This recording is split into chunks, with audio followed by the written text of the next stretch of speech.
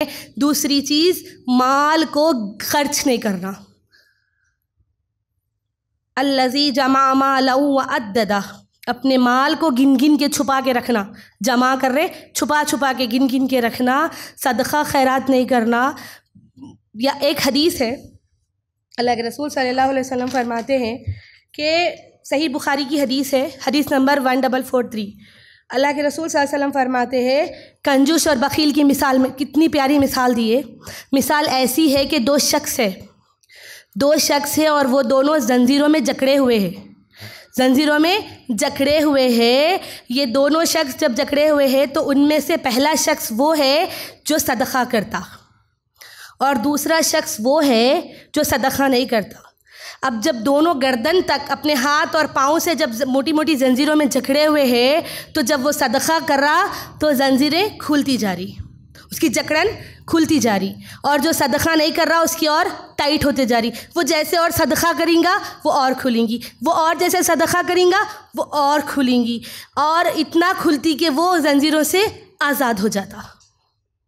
मेरी माँ और बहनों, ये दो चीज़ें ख़वातीन में मौजूद है। मर्द हजरात भी अगर कभी सदक़ा खैरात करते बोले तो भी रोकने वाली ख़वातीन, उनको मत दो, उनसे मेरी बातचीत अच्छी नहीं है, उन्होंने मेरे साथ हमेशा अच्छा नहीं रहते, तुम्हारा पैसा उनको नहीं जाना, मेरी उनसे बात नहीं है, उनकी मदद नहीं करना। मेरी माँ और बहनों, सबसे पहला हक़ रिश्तेदारों का है, और हमारे ख़वातीन के ये अल्फाज रहते हैं कि सबको दो, गैरों को दो, मगर उनको मत दो। मेरी माँ और बहनों, सदक़ा करने की बरकत बुखारी हदीस की क्या है कि जंजीरों में जकड़े हुए की मिसाल है, और जब वो जैसे जैसे सदक़ा करते जाएगा वो खुलते जा रहा और वो रिलीज़ हो रहा। और एक मिसाल, बड़ी प्यारी मिसाल है, गौर से सुनना। अल्लाह के रसूल सल्लल्लाहु अलैहि वसल्लम 3 दोस्तों की मिसाल दे के बताए, 3 दोस्तों की मिसाल देख के बताए कि ये तुम्हारे दोस्त है जो काम आएंगे। तो एक शख्स गया और पहले दोस्त के पास जाता और फरमाता है कि तुम मेरा साथ कहाँ तक दोगे, अगर मैं मर जाऊँ तो तुम मेरा साथ कहाँ तक दोगे। तो वो दोस्त बोलता कि हर चीज़ की ज़िम्मेदारी मैं उठा लेता हूँ, तुम्हारे कफ़न की, दफन के ख़र्चे की, जो भी ख़र्चा आता हर चीज़, कफ़न तक मैं ख़रीद के देता हूँ, हर ख़र्चे की ज़िम्मेदारी मैं उठा लेता हूँ। तो ये शख्स बोलता ये तो मेरे मौत के इंतज़ार में ख़र्च करने पे। दूसरे शख्स के पास जाता और वो दूसरे शख्स से सवाल करता कि तुम मेरा कहाँ तक साथ दोगे। तो वो दूसरा जवाब देता, मैं तुम्हारा साथ इतना दूंगा कि ख़बर तक तुम्हारे छोड़ने आऊँगा, तुम्हारे दफना के मट्टी के नीचे दबा के ही आऊँगा, ख़बर में भी ज़रूरत पड़ी तो उतरूँगा तुम्हारे साथ और तुम्हारे दफन करके ही आऊँगा क़ब्रिस्तान तक। उसके बाद तुम्हारी दुनिया और मैं मेरी दुनिया में। चौथे शख्स दोस्त के पास जाता और सवाल करता वो शख्स कि तुम मेरा साथ कहाँ तक दोगे। तो तीसरा दोस्त उसको जवाब देता कि मैं तुम्हारा साथ दुनिया में भी दूंगा और तुम्हारे मौत के वक्त भी दूंगा, ख़बर में भी तुम्हारे साथ आऊँगा, मैदान महशर में भी तुम्हारे साथ रहूँगा, उस वक्त तक साथ रहूँगा जब तक तुम्हारी नजात नहीं हो जाती, तुम और मैं जन्नत में नहीं चले जाते, मैं तब तक तुम्हारे साथ रहूँगा। अल्लाह के रसूल सल्लल्लाहु अलैहि वसल्लम ये 3 दोस्तों की मिसाल बोले। पहला दोस्त था उसका माल, वो माल जो जमा कर कर के रखता था, बस उसके कफन दफन ख़रीदने तक ही काम आया। दूसरा दोस्त था उसकी औलाद या उसके करीबी रिश्तेदार या उसके दोस्त, वो क़ब्रिस्तान तक ही जाएंगे ना, औलाद थोड़ी बाप मर गया बोल के साथ में दफन हो जाती या माँ मर गई बन के साथ में सो जाती। वो लोग जो क़ब्रिस्तान तक आए वो है औलाद, जिसके लिए माल जमा करके रखता, वो माल भी वहाँ तक ही खर्च कर सकता, सिर्फ अपनी कफन और दफन का खर्चा उठा सके। उसके बाद जो औलाद है वो भी ख़बर तक साथ दी। और तीसरा दोस्त है उसके नेक आमाल, उसका सदक़ा व खैरात, जो उसको आखिरत में मैदान महशर में, यहाँ तक कि जन्नत में जब जाएगा तब उसके साथ जाएगा, वो दोस्त है उसके नेक आमाल।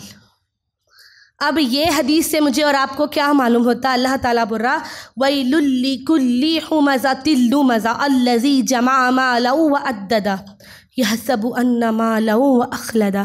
क्या समझ रहे ये लोग कि अपना माल हमेशा का ठिकाना, हमेशा की चीज़ें जो हमेशा तुम्हारे काम आने वाला है। अल्लाह ताला सवाल कर रहा, बोल रहा कि ये समझ बैठे बेशक के इनका माल इनको हमेशा काम आने वाला है। कल्ला लयुम्बज़न्ना फिल हुतमा। अल्लाह ताला बोल रहा कि ये तो तुम्हारा हुतमा में लेके जाएंगी, अल्लाह की सिलगाई हुई आग में, अल्लाह की आग में। अल्लाह अकबर। मेरी माँ और बहनों, इन दो चीज़ों, ये सूरत हम लोगों ने बचपन में, छोटे बच्चों को भी याद रहती ना, ये छोटे छोटे बच्चों को ये सूरह याद रहती, हम याद दिलाते और हम भी बचपन से पढ़े, लेकिन कभी हमको इसके पीछे का तर्जुमा, इसकी तफसील, इसकी तशरीह सुने भी तो अमल करने का मौका बहुत, हम सब सुनते, याद तो करें सबको। तकरीबन यहाँ पर जो बैठे, मैं नहीं समझती कि कोई ऐसा नहीं होगा जिसको ये सूरत नहीं आती, सबको ये सूरह याद रहता, लेकिन हमको इसका मफ़हूम ही नहीं मालूम है। अगर मफ़हूम मालूम होता तो हमारी औरतों में, जैसे हम बच्चों को बचपन से ये सूरह याद दिला रहे, तो उसका मतलब भी बताते थे कि बेटा ये कितनी बड़ी ये दो बुराइयां हैं जिसके बारे में अल्लाह ताला हुतमा में डालने वाला है, जिसके बदले अल्लाह ताला वैल में डालने वाला है। अल्लाह अकबर। मेरी माँ और बहनों, जो मैं आपको अभी एक वाक़या सुनाई, जो हदीस सुनाई, जो 3 दोस्तों का जिक्र करी, ये ऐसे ही कहानी नहीं है, ये अल्लाह के रसूल सल्लल्लाहु अलैहि वसल्लम का फरमान है। ये 3 दोस्त जो तुम्हारे थे, वो थी पहला माल जिसके लिए जमा करेंगे। औरतों के पास बहुत आदत रहता जमा करने की, बहुत आदत रहती छुपा के रखने की, कोई आए तो उनको बद नहीं देने की। याद रखो, सखावत को अल्लाह ताला पसंद करता, अल्लाह सखी है। सखावत का ये मतलब नहीं है कि फिजूल खर्ची करो, सखावत का ये मतलब नहीं है कि बिला वजह के खर्चा करते फिरो।